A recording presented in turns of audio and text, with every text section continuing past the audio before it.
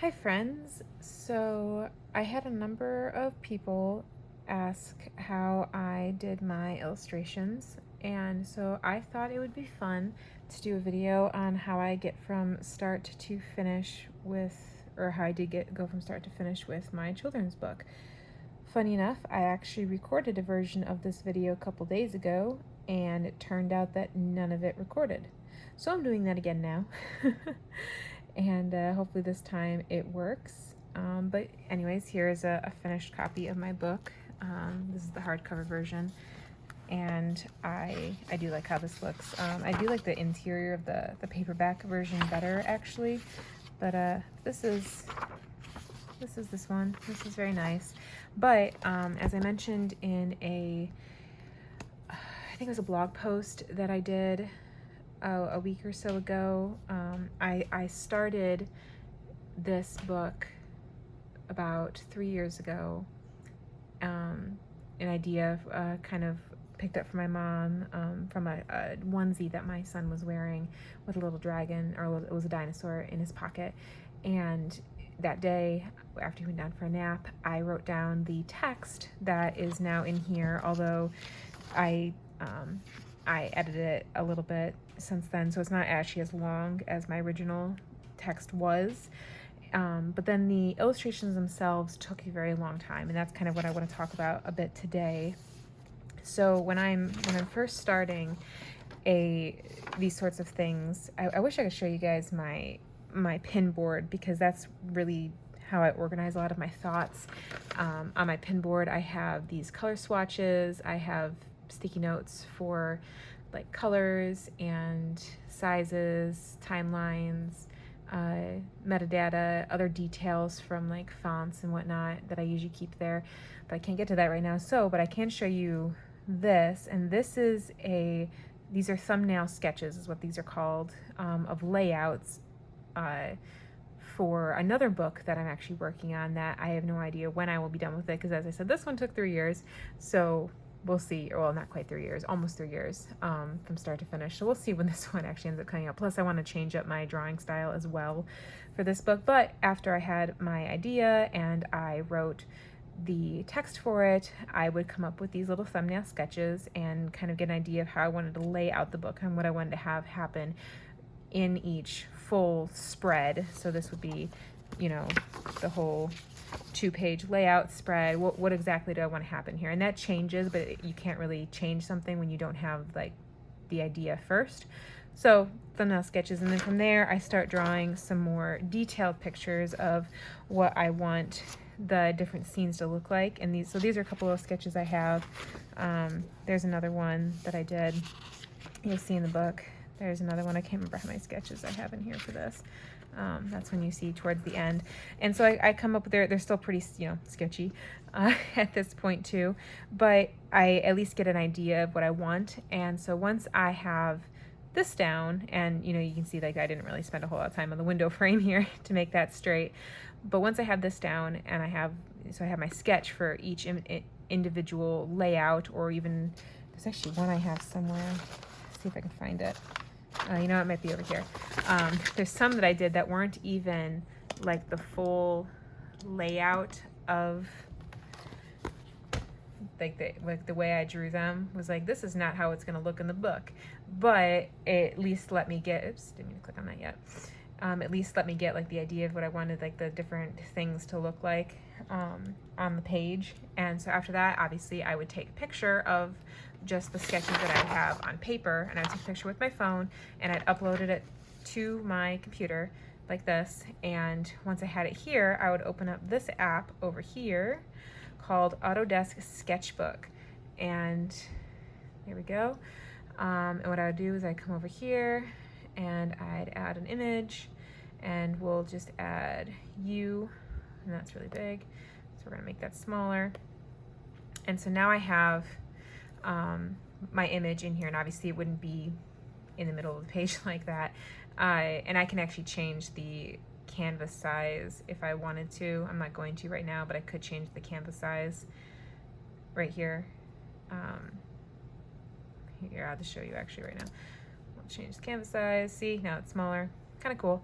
And over here you'll see that I have these layers. Now I did not understand how to use layers at first when I was starting this out, because I was literally figuring out how both this program worked and how to illustrate at the same time, which was a lot of fun. So one of the cool things about this program is that there are a lot of different brushes that you can use.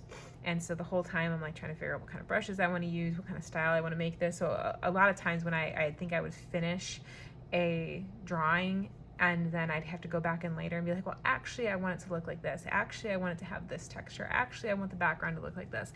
And that is where layers became a lot more helpful, where I can add a new layer in, and if I wanted to, I could delete the layer if I needed to.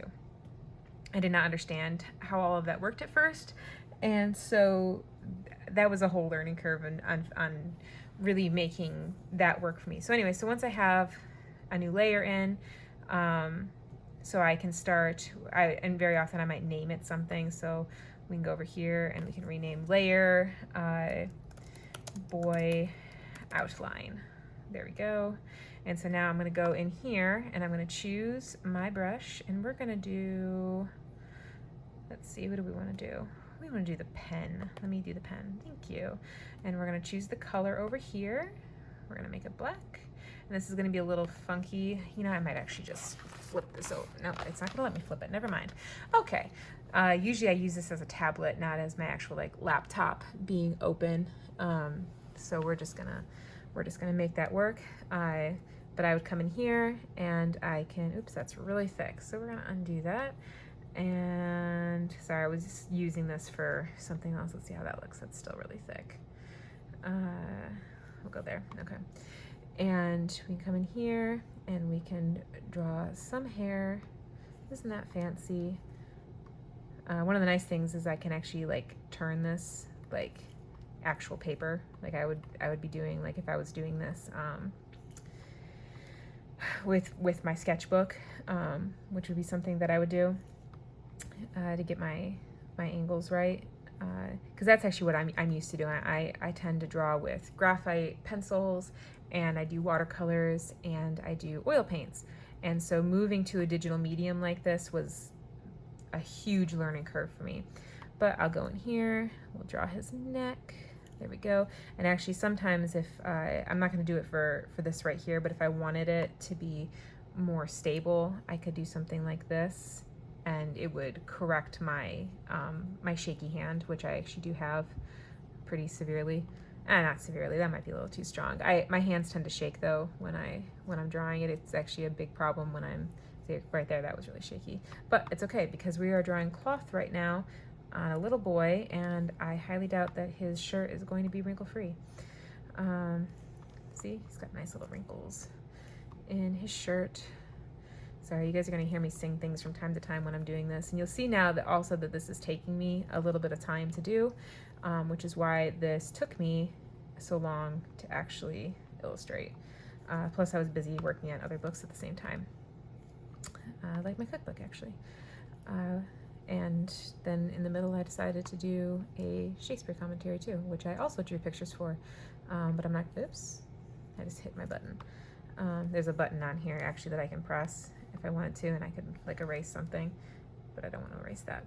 But it's pretty cool. I actually got this pen, a friend of mine bought it for me so that I wouldn't have to draw anymore using like my finger or something, which is what I was doing for a while, and that's just not as accurate. So he got me a stylus so I could do this a lot more easily, which is pretty cool. Here we go. We'll get his hand in here. Very fancy. His pants, and there's his little sock right there.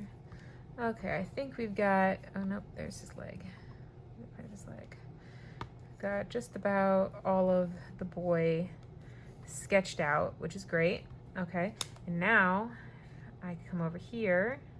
I'm going to add in another layer, and we're going to name it also. And we're going to name it Dragon Outline, and there's going to be a reason that I'm saying outline and not just dragon or boy or something. All right, come over here, give him his little fins or spines, whatever you want to call them. I've been drawing dragons since I was a small child. In fact, I tried to write a children's book when I was, oh goodness, how old would I have been? Maybe 12 or something. I forget how old I was. I might have been younger than that. And the dragon's name was Dragony, which is super, super creative. I know.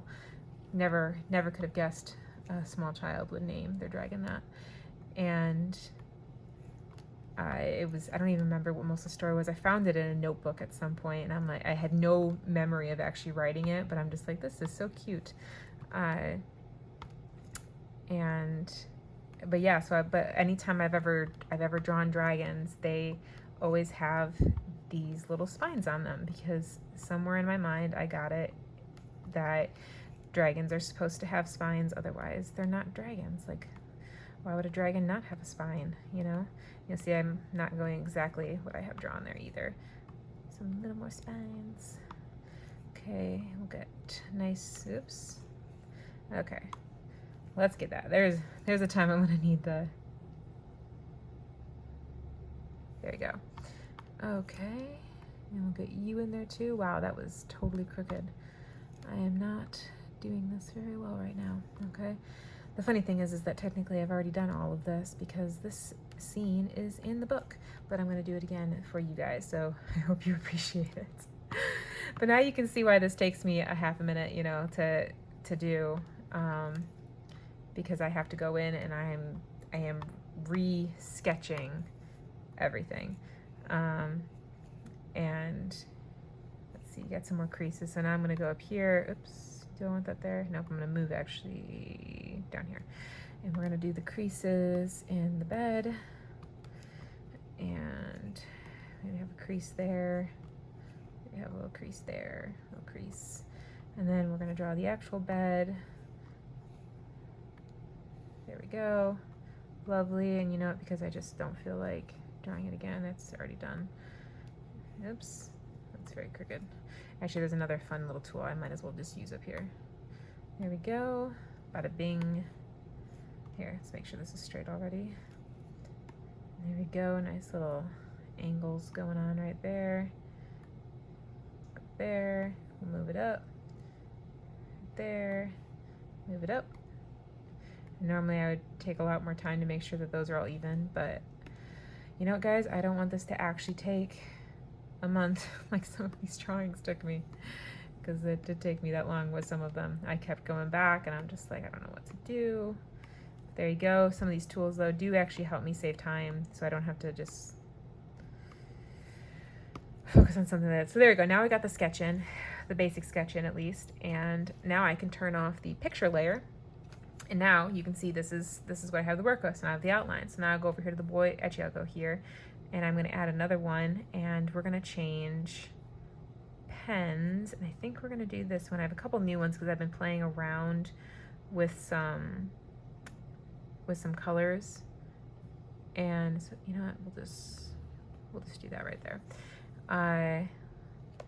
I've been playing around with some things because of the other book that I'm going to be working on. But anyway, so then we come in here and we start coloring things in. Now that's actually pretty dark, a lot darker than I was expecting it to be, but we're gonna go with it anyway, because this is just to show you guys what I do. There we go, we get all that in. Isn't that fancy? And then we might come over here, and because that's so dark, I'm actually gonna add in a more medium tone than what I had before, which is like kind of a medium tone. And then we're gonna come over here and we're gonna get something nice and light, because we're gonna assume that there's some, actually that probably wouldn't be there, some light coming in from the window, and maybe there's something like behind him. And then I'm gonna come over here, and this is a nice little blending brush, and it will help me to make all these colors nice and smooth, assuming I know what I'm doing. So see, now you can still see my sketch underneath. Actually, technically it's on top for where the layers are. There we go, all very fancy. And then now that I have that done, I can come in here. I'm not really sure, there would be a highlight right there. Oops, what did I just press? That's exciting. Okay, come over here and I can now erase. I'm actually pressing a button on the side of my pen, but I could actually come over here and just turn on the eraser. And this is actually a really big eraser, so I can come over here and make it a little bit smaller. Come on. There we go.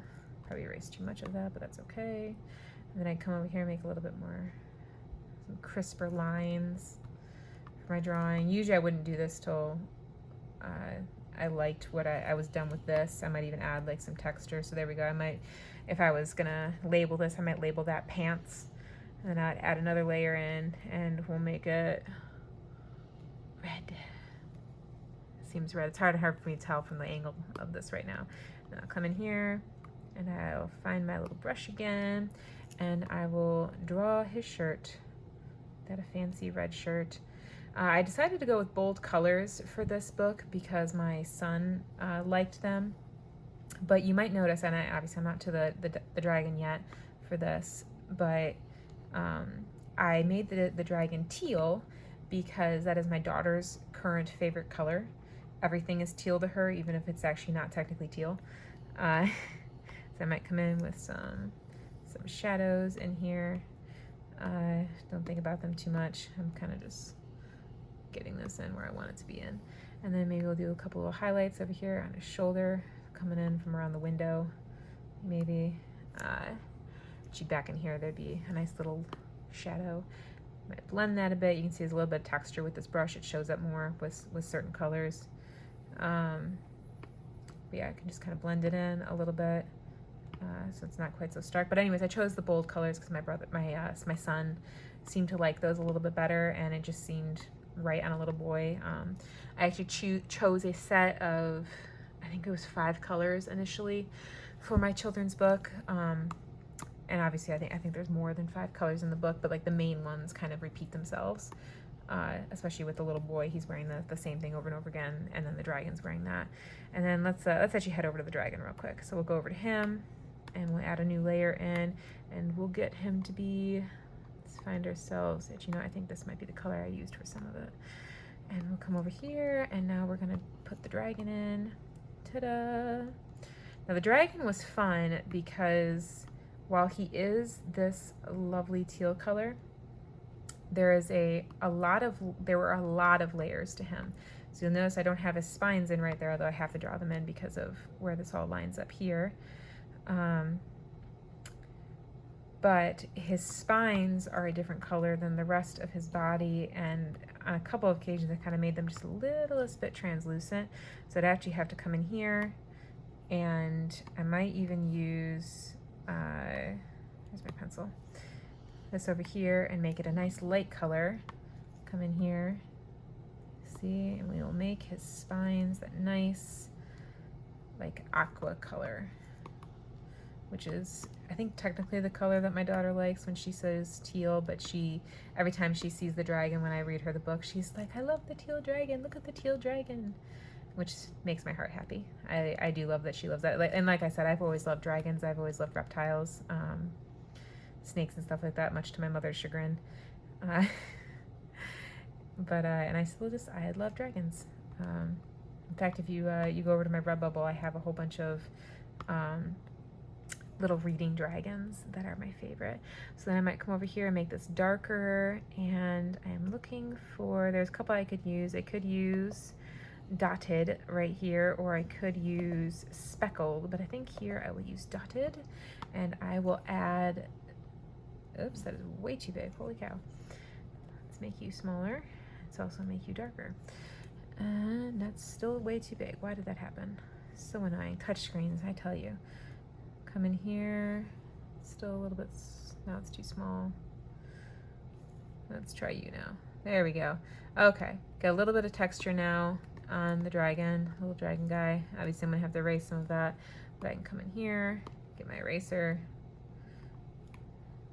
erase all of that. And now my little dragon buddy's got some texture. He looks kind of cool. I love that. So anyway, so this is the process, and I'm kind of trying to speed this up so I can show you guys how exactly I'm doing all of this. But typically I would take more time to like stay in the lines for one, and be nicer with my outlines so they're not all messed up.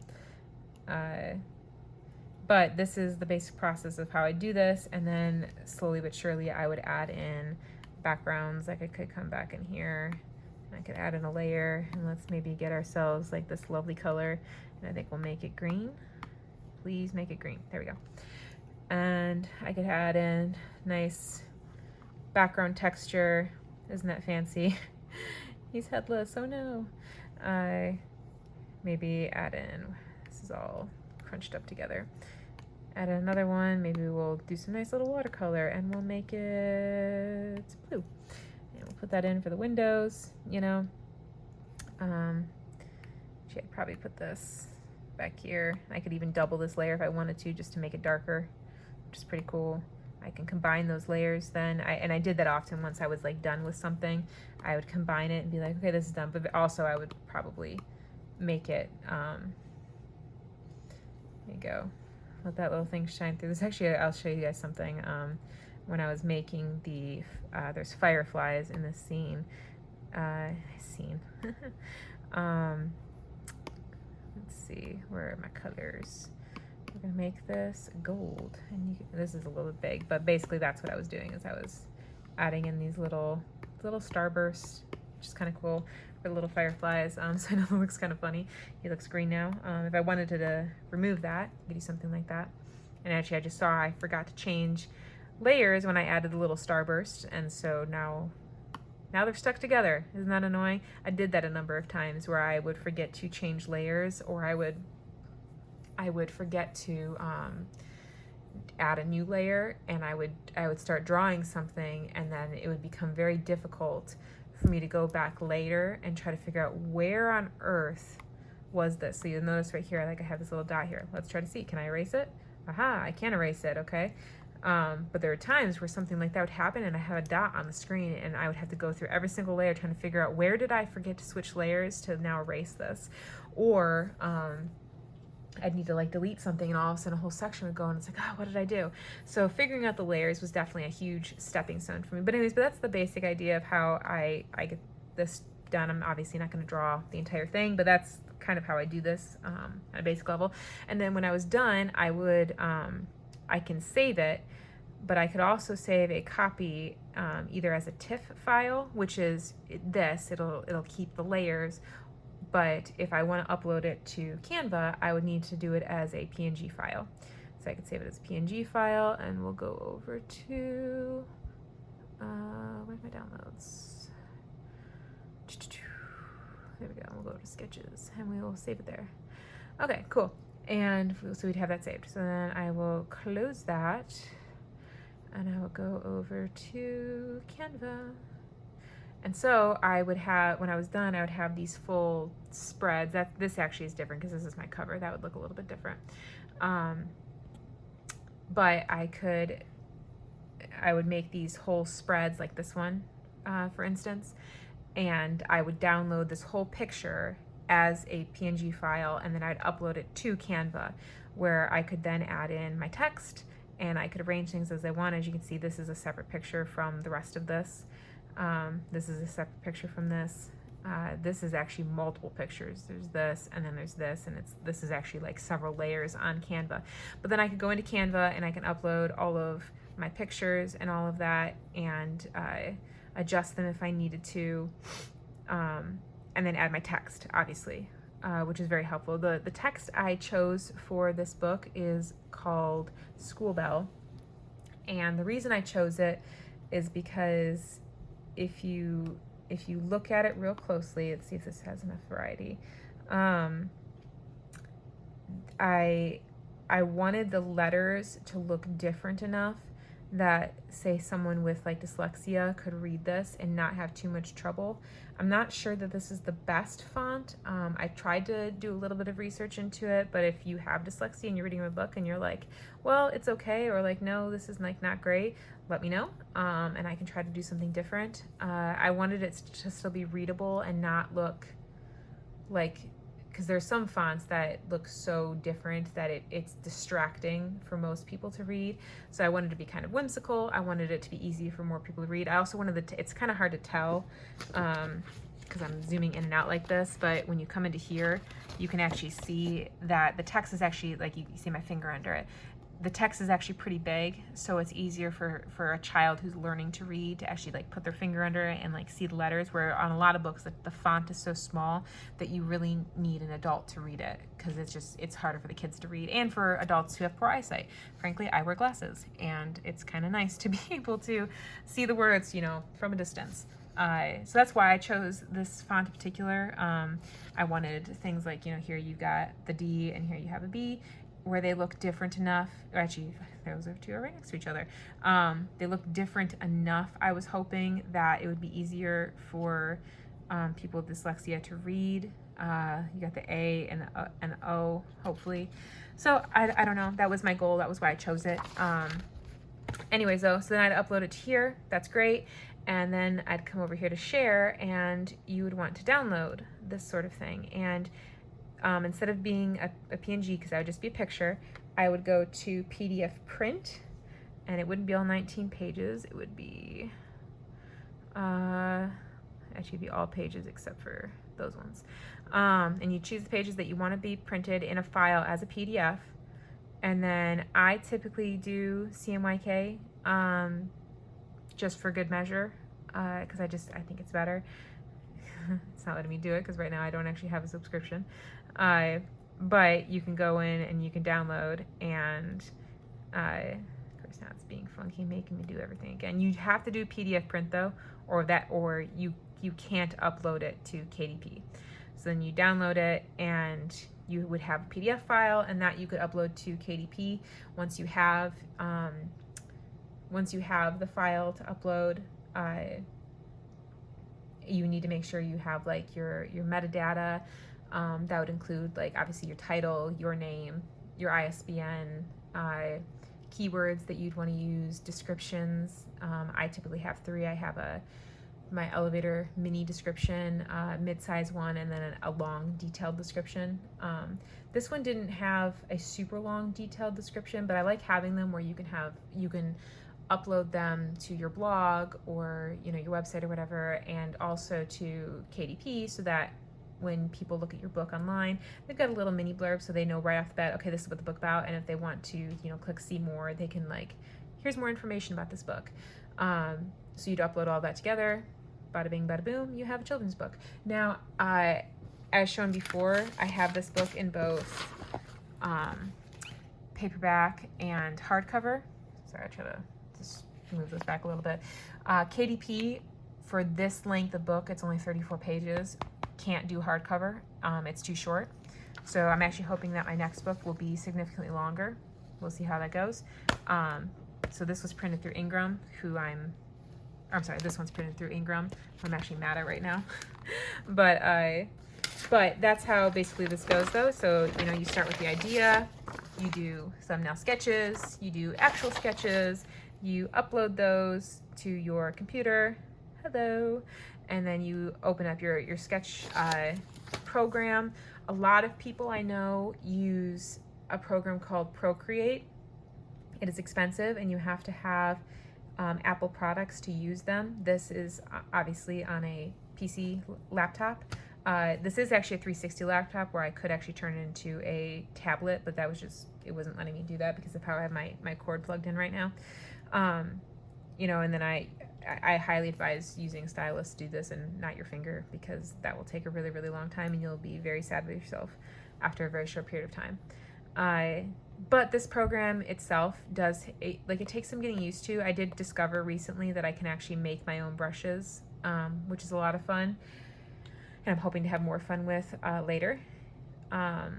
Like this is do-it-yourself brush, but I actually literally made a copy of some of these brushes recently just to see what it could do. So that's been a lot of fun. Layers obviously help. This program, even though it's simple and it's free, there's actually a lot of stuff you can do with it, which is pretty cool. You could actually put text in it. I wouldn't do that because it's complicated to edit. But there's a lot of stuff you can do with this program. Then you download it as a PNG file, and I put this in Canva. I tried in the past to do this on Word because I actually like Word a lot. I use it for most of my writing, but inserting pictures into Word is a lesson in patience that I don't have. It just can become really complicated, and Canva does it really, really nicely. You can add in all these, like, there's a lot of free fonts that you can use, and that's pretty fancy. I even was able for a certain time to be able to put comments in here if I wanted to, and then you can just download it all. And if you don't want to pay for like the full pro version of Canva, you can just pay to download certain things. I don't think you can pay to download this in. You can do PDF print still, but I think if you want this, you have to get Pro. A lot of people just do RGB for printing and have not had a problem with it, so it's really up to you. But it's, like I said, it's actually, in a way, very simple to do once you know what you're doing. Like I just said, I just gave you the whole little explanation, 5 minutes, you got yourself a new book. It's just the actual drawing part that takes a really, really long time. So it's how I basically go from actually, I might as well show the actual picture of this. I go from this to the final picture, which you guys are going to have to buy the book to actually go see, because I'm not going to turn to it. I'm sorry. So yeah, that is the basic idea of how I illustrated my book and then got it ready for publishing. So if you have any other questions, either about the book or publishing, or any comments or whatever, let me know, and I will try to answer them to the best of my ability. Thank you for joining me on this little tour of illustrating a children's book. I look forward to next time, where now that I know more about illustrating, hopefully my next one will be even better. But for now, I hope you enjoyed this video, and I hope you enjoy my little pocket dragon. He's my little buddy, and I hope you like him. So y'all have a good day. Bye.